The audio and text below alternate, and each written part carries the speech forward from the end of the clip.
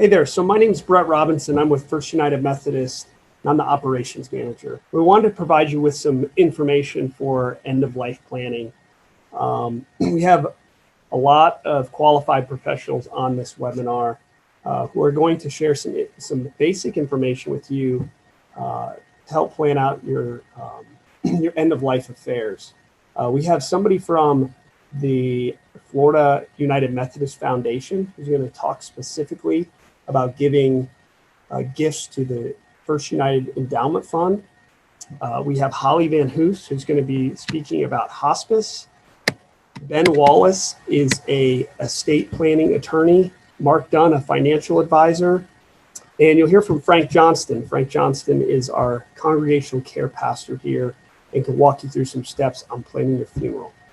Thank you, Brett, and thank you, everybody, for attending this Faith Expressions. One of the things that I think that most people don't think about in planning is their actual funeral. I had a pair of brothers in a family 2 years ago, and had lunch with them, and they were talking about how their dad had planned out everything, and the casket was paid for, and all of this, and all they had to do was write a check to open the gravesite. I said, "That's great. What does he want for his funeral service?" And I got a blank look. I said, "Well, I'm thinking like, is there certain scriptures he likes, certain readings, certain hymns or music?" And they didn't know where to go. So I think one of the best things that you can do, either for yourself or if you're dealing with maybe aging parents and you're helping them plan, is talk to them about what they would like at their service. The purpose of that service is to, one, honor the person we have lost. We want to remember, who they were, who they are to us now, and who they'll always be. It also is a helpful start to the grieving process for the family and friends that are left. So why prepare? Well, one, it will give you peace of mind. It will ease the burden for your loved ones. A lot of times there are emotional decisions that have to be made. This can be especially true where there is an unexpected death, like during this pandemic. A lot of people went into the hospital and they never were seen again, never had a chance to talk to them. And now you're trying to make quick decisions and your emotions tend to take over. So if you're thinking about you're going to have a casket with viewing, well, that's all going to take place within a week. That gives you a very short time to do any planning. It's less of a problem if you're going to do a memorial service, which could take place 3-4 weeks or months later, as we're experiencing now in this pandemic. And the same thing with celebration of life. You also have to quickly write an obituary. And where are all the facts that you need? And I think the big thing is for the person that is planning the service, it's about having it your way. What are your final wishes that you want? Who do you want to speak at that service? Or who don't you want to speak, maybe? If you're working with a funeral home, you can save money by prepaying for a service. You can lock in the pricing and have just one number to call when anything goes wrong. And it helps you make rational decisions. You can research options. You can avoid that emotional option pressure. And it provides a file of information that will be needed at the time of death. And it will help you complete your financial plans. Most of us plan for weddings and college and retirement, medical concerns, but why not our funerals or our memorial services? Now, I have and we are putting together a packet of information. It will have sample services, how they could look. It'll have items on how to write an obituary. We'll have a list of hymns or contemporary music that you can look at and look at the lyrics from and choose. And if you decide to do this, one of the things that we have done is we actually have some funeral plans on file in our office, locked up, so that when something happens, everything is there. The pressure is off the family. And that's the purpose of planning out the end of your life. I thank you for the time, and certainly feel free to call me at the church if you have any questions, and we'll be glad to work with you. Thank you, Brett. At first, I'm going to introduce Tom Wilkinson. Tom is with the Florida United Methodist Foundation. He's going to give us some information on the endowment, and specifically First United's endowment fund is with the foundation. All right, Brett, thank you very much. It's a pleasure to be here with all of these wonderful experts, and I hope those of you who are watching this in a recorded fashion are able to get some value out of it. I'm sure you will, because we have some really qualified people who are going to be speaking to you today. Just a little bit of word about the foundation. We are an organization that is part of our annual conference, although we're not formally a unit of the annual conference. We're an independent organization, but we serve the 600 plus churches and 280 plus thousand people who are members of our annual conference. So we've got a big territory, you might say. And our job is to encourage stewardship practices that are good for our churches and are good for our individual members of those churches. So I want to couch what we're talking about in this recording in the context of overall comprehensive Christian stewardship, which is really part of our call when we become disciples of Jesus Christ. And that is to be responsible with the resources that we have been so temporarily entrusted with. And the key word there is temporarily, because we know that we will not be here permanently, but we have been entrusted with a great trust during our lifetimes. So part of what I'd like to address today is to talk about end-of-life planning, which is not something you wake up in the morning anxious to talk about, but it's certainly something we need to talk about. But to talk about it in a context of overall stewardship. You know, we understand stewardship in the church. We can't miss it. You know, the offering plate rolls by on Sunday morning, or we walk out of the church and there's a basket at the back of the church with gifts for the church's sustenance in it. But end-of-life planning is really a part of that overall life of stewardship, which is a fancy word, church word for discipleship, which is a church word. But it's all about how we respond to God's grace in our lives. I think about it I'm a pretty simple-minded guy, so I think about it in terms of 4 words that start with the letter G.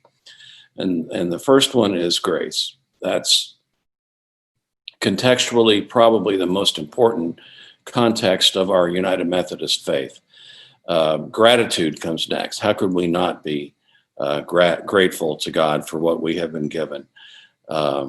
And then generosity, which is inspired by God's generosity to us. And finally, giving, which activates that generosity. And giving doesn't just happen during the offering plate offertory on Sunday morning. It happens all the time if we're really being true to our calling as Christian stewards. So that's how I'd like to couch what I'm going to say, and to put end-of-life planning in the context of overall comprehensive Christian stewardship. Jesus talked a lot about stewardship. He talked a lot about our relationship with money. It was the second most commonly discussed subject in the Gospels when he was speaking. Our relationship with money. John Wesley, the founder of our Methodist movement, was also very unshy about talking about our relationship with money. Wesley said, work hard, earn all you can, save all you can, and give all you can. And he actually lived that motto himself. So that is the context from which we are speaking, or at least is from where I'm speaking. So end of life planning is, as I said, just one component of our lives as Christian stewards. So it's very important, and you'll have more people who are far more expert on this subject than I am. I'm not an attorney, I'm not a tax advisor, and none of the above. I'm simply a person who works for a foundation that encourages people to be generous with what God has given them. And it's important for us to consider our plans at the end of our lives as a continuation of the lives of stewardship we've lived through every day of our lives. So, number one, that means have a plan. And I'm sure there'll be somebody on the webinar later who will talk about the mechanics of having a will. But it's so vitally important for everyone to have a will or a will substitute, such as a revocable trust, that will establish or will distribute your assets at the end of your life. Now, you already have a will, believe it or not, and it was written by the geniuses in Tallahassee. You probably don't like it, but nevertheless, it's there waiting if you haven't done your own. So highly encourage everyone. I'm not trying to sell business for lawyers, but I would encourage everyone to make sure you've got a plan and to talk it over, not just with your spouse or or your significant other, but also share that information with the people who are mentioned in it, because shouldn't be any surprises at the end of one's life. So number one, make sure you've got a will. Consider it a statement of stewardship, and consider it a vital component of taking care of your family after you have departed this orb. Now, there are a number of ways that you can do all that. And please remember your church in your plans. Church and other institutions that have been a vital part of shaping the person who you are. And the way you do that is by simply offering a bequest, which is a legal term for simply mentioning somebody or some institution in your will. You can do it through other types of planned gifts, such as charitable gift annuities, which the foundation is here to help you with if that's something you desire to investigate. Charitable trusts, which require the aid of an attorney, and other types of what are called planned gifts that can help you leave a legacy to your church. But it's really a statement of overall comprehensive Christian stewardship, which is theologically part of our legacy and part of the Wesleyan legacy that we're a part of.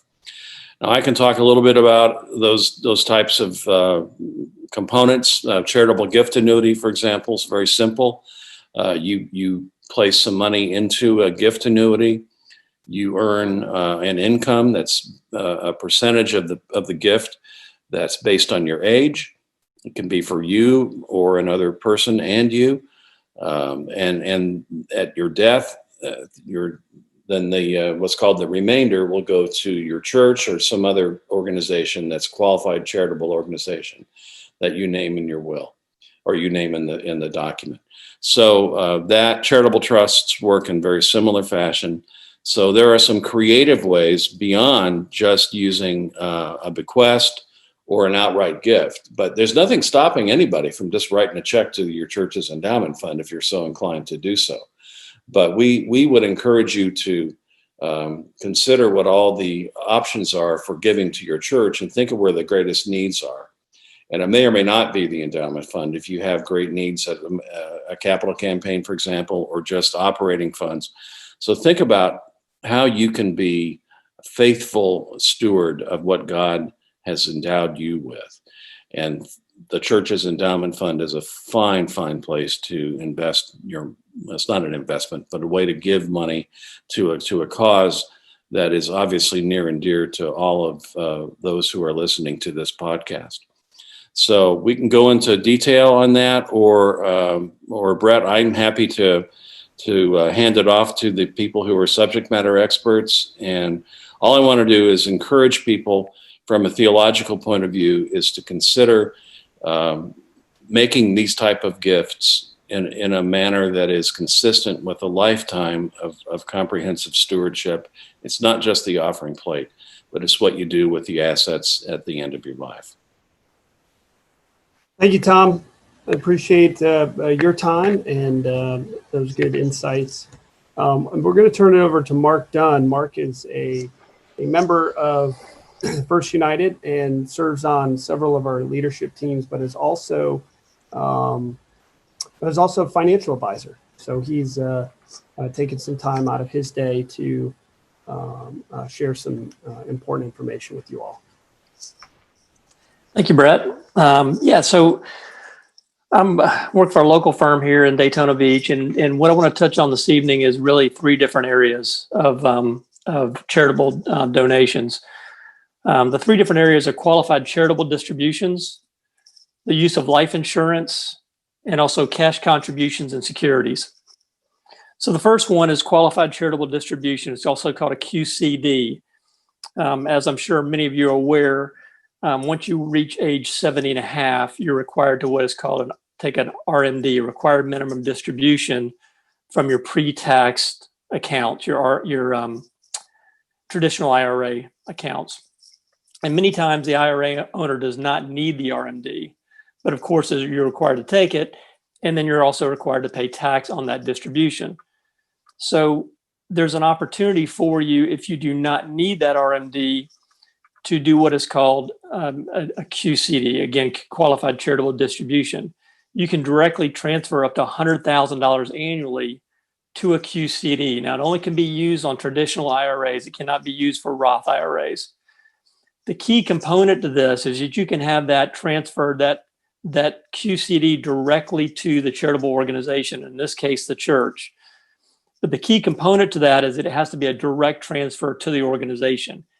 You can't take the RMD and then give it to the charitable organization. You can't take ownership of it. So it has to go directly to the organization, again, in this case, the church. One thing to keep in mind for this year, as many of you probably are aware, if you are taking an RMD, is that the CARES Act that was put in place by Congress when we went through going through this pandemic, is that you're not required to take a required minimum distribution for 2020. So they've deferred that. You're not required to take an RMD for 2020, but you can still do this QCD, and you still can see the same tax benefits that you would receive if you were taking the RMD. So you're not required to take an RMD for the tax year 2020, but you can. And if you want to take that RMD and have it go directly to transfer into the organization, you still get the tax benefits of that. What you're also getting is you're not including that in your taxable income for the year. So there are certainly multiple benefits for you for that. The second item I want to go over is the use of life insurance in charitable donations. And we see this from time to time with our clients. We come across clients that have a life insurance policy that they no longer need. Maybe it's a paid up policy, what we call permanent life insurance, whole life or universal life policies. It's paid up, but it was a policy they put in place many years ago, and they don't need the death benefit anymore. It's not for any, they just don't need it. So there's a couple things you can do. You can just rename the beneficiary if you had it as a family member, but you don't need it any longer, so you can make the church the beneficiary. Tax benefit to you as a donor, there's very little tax benefit in that scenario, because when you change the beneficiary, the only really tax advantage you're getting from that is the fact that you're not including that death benefit in your taxable estate, in your estate. So, of course, the benefit to the charity or the organization is the fact that, of course, a death benefit is there's no tax on that. So there's a benefit directly to the church. The most efficient way to do this, if you have a paid up policy, a non-term policy, a permanent cash value policy, is to reassign ownership of that policy. So you can change the ownership of the policy to the church, and the church can also name themselves as the beneficiary. Now, the benefit to that, when it's a non-term policy, when it's a cash value policy, where there's a cash value accumulation component to it, is that when you transfer that ownership, the cash surrender value of that policy is an income tax deduction that should be available to you. Now, if it's a term policy and you no longer need it, but you're continuing to pay premiums, the premium payment that you're continuing to pay on that term policy would be tax deductible. So if the policy still requires premiums, the donor can continue to make those premium payments as a donation to the church, and you're getting a tax deduction for that premium payment, for that donation that becomes a premium payment. So if the donor decides, if you decide that you don't want to continue paying premiums, the church, the charitable organization, could certainly continue making those premium payments. And there's certainly a benefit to the organization for paying those premium payments, because at some point we're all going to pass away and that policy will pay. So in that scenario, the benefit to the organization is the fact that it receives the asset with a current value because of the cash value component to it. The organization can borrow against that cash value, or it could cash it in. So it gives the church a couple different options. It can borrow against the surrender value of the policy, or it could cash it in. Now, keep in mind, I would never recommend surrendering a policy for the cash value, because typically the cash value is going to be far less than what the death benefit is going to pay at some point in the future. But that is an option. Just as a side note to this too, Tom was talking a little bit about trust and wills and things of that nature. The one thing that I always caution clients, and I'll caution you this evening, is the fact that what your will shows as your beneficiary. If your policies, annuities, life insurance, IRAs, investment accounts have a different beneficiary than what your will specifies as the beneficiary, the policy takes precedence. So just keep that in mind. The policy is always going to take precedence over the will. Your will can say one person's a beneficiary. The policy, the account can say the beneficiary is a different person. The policy or the account takes precedence over your will. So one thing we always do when we get with our clients, especially when we bring in a new client, we look at all their legal documents, we look at their policies, and we make sure that everything matches up. If they do not match up, we just find out why that doesn't match up. Is it an oversight, or is there a reason for having a beneficiary different from what the will says? Something you should always look into. The third way to donate to the charity, to the organization, to the church, is cash contributions and or appreciated securities. So one of the things to think about is when you make a cash contribution in previous years, you could make cash contributions deducted up to 60% of your adjusted gross income. But the CARES Act for 2020, and this is only for 2020, cash contributions can be deducted up to 100% of your adjusted gross income. Your cash contribution can be deducted up to 100% of your adjusted gross income. So that's a real benefit if your income is low and you're giving quite a bit to a charitable organization such as a church. There's a real tax benefit for 2020. So that's something you should keep in mind. Also, if you're donating appreciated securities, the benefit to that is the fact that you're donating that appreciated security, and you're getting a tax deduction for the fair market value. So if you have something sitting in an investment account that's has a very low cost to it, where you bought it many, many years ago, and you donate it to the church, you're getting a tax deduction for the fair market value of that security. So it's a tremendous tax advantage of doing that. One thing I didn't mention too, I want to mention too, is that non-cash contributions, there's a benefit also tax-wise, but now non-cash contributions are things such as clothes, books, dishes, a car, art, things of that nature. Cash contributions are simply basically checks and cash. If you have any questions about any of this information that I went over this evening, I'm happy to have a conversation with you. Brett Robinson will have all my contact information. Happy to have a free consultation with you just to talk to you about some of these ideas.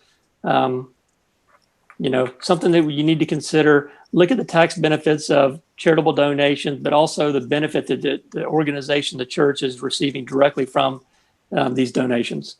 Thank you very much. Yeah, thank you, Mark. I appreciate all that good information. We're going to move on to Ben Wallace, and we're happy to have Ben Wallace, who's an attorney in Daytona Beach, and he's specifically going to talk about the things he has experience with, such as probates, estates, wills, and trusts. So take it away, Ben. Okay, well, thanks again for having me. As Brett said, I'm an attorney in Daytona Beach, and I've been here.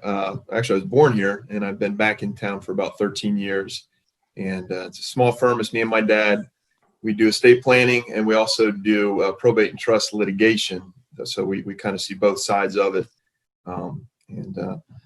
The things I'm going to talk about are mainly the four big tenets of estate planning, and that's your will and or trust. That's number one. The other companion documents are living will, healthcare surrogate, and a durable power of attorney. Now we'll start with the will and or trust. We'll just say will. That pertains to what happens to your individual assets upon your death. And Mark pointed at that. He had a good point that he brought up. It's your individual assets. So if you have an account that's titled jointly, pay on death, transfer on death, that will not be subject to your estate, your probate estate. It's only those items that are in your individual name. The will, there's many ways that you can actually leave bequests. The only thing you can't do is you can't disinherit your spouse. So that leaves a lot of wiggle room for leaving your estate however you want. This is a First United seminar, so we'll kind of focus on if you want to give a charitable donation to a religious institution. There's a number of ways to do that. You can leave a specific bequest. You can leave your homestead.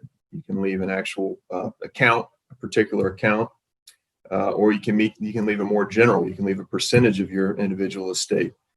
You can leave the residuary of your estate. So if you have specific items that you want to go to certain family members or friends, and the rest of your individual assets to go to the church, you can set it up that way. It's really you can tailor it any way you want, and it's just a particular on an individual basis what you're comfortable.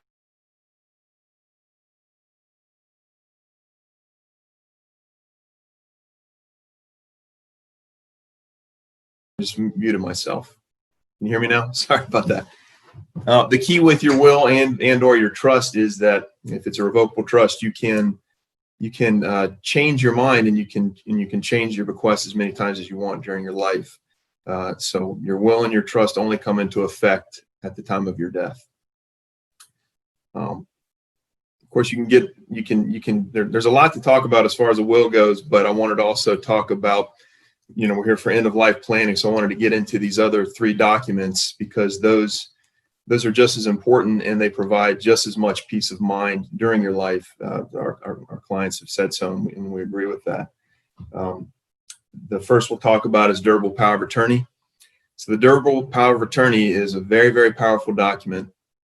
The person you're naming as your power of attorney holder, once you sign that document, he or she is able to make financial decisions on your behalf right then and there. The statutes changed in 2015, where it used to be able to be a springing power of attorney. So in the event maybe you were incapacitated, then your power of attorney holder would go into effect. Now it's the minute it's signed, that person has the power to write a check on your behalf, open an account, sell property. It's a very, very powerful document.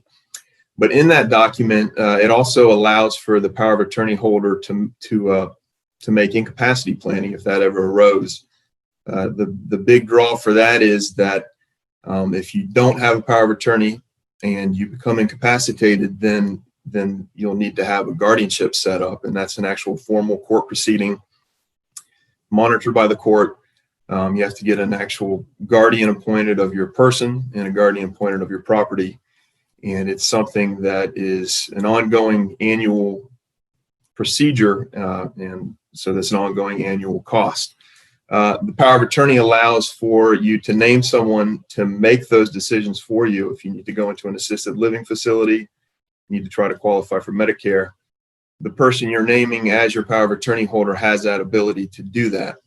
And it's it's a lengthy document now because you have to actually list all the powers you're granting that person, but it gives you peace of mind. And it God forbid, if you become incapacitated, you may not have to have a guardianship set up, and the power of attorney holder will have the ability to make those plans for you. So that's a document that only survives as long as you're surviving. It dies at the time you die. And then your will catches what happens upon your death. And for the most part, it pertains to financial decisions. The other two documents that we'll discuss are the living will and the healthcare surrogate, and those are healthcare medical decisions that someone can make on your behalf. Healthcare surrogate, the person you're naming can, it's pretty a general document. So if you were in a car accident and you became unconscious and you broke your foot and you needed surgery, the person you name in your healthcare surrogate, the doctor will try to track that person down and give the okay to proceed.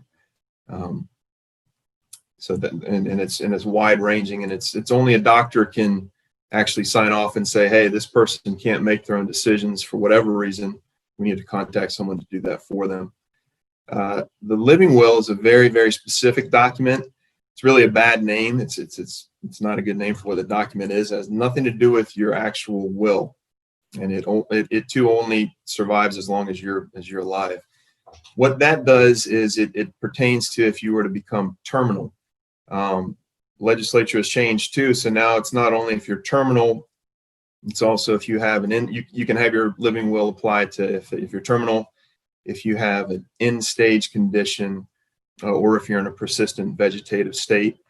Those are all definitions that have been derived from the medical community. But if you think of it as you think of a terminal condition is, which is at the end stage of a debilitating disease, that's kind of what all three apply to. And what we do in our living will also is we have additional instructions that we've come up with over the years that a lot of clients feel strongly about, and you're allowed to have in your living will. For instance, you can say whether you do or do not want to be kept alive artificially if you're terminal. Big thing to remember here is we're talking about only if you're terminal. So if you're terminal, you do or do not want to be kept alive through tube feeding, mechanical breathing. You can also list certain procedures that you would not want to have performed on you if you're deemed to be terminal, such as radiation, chemotherapy, pretty progressive procedures. And then also, a doctor might enter a do not resuscitate order if you're terminal, and you can say whether you do or do not consent to that being done if you're in that event. And finally, the big one that a lot of people feel strongly about is you can say, when you're terminal, oftentimes you have to be on medication to keep you comfortable. And there's debate in the medical community that if you're terminal and you're on medicine, they have to keep on upping the dosage in order to keep you comfortable. As that gets higher and higher amount, there's debate on whether it's the medicine itself, the pain medication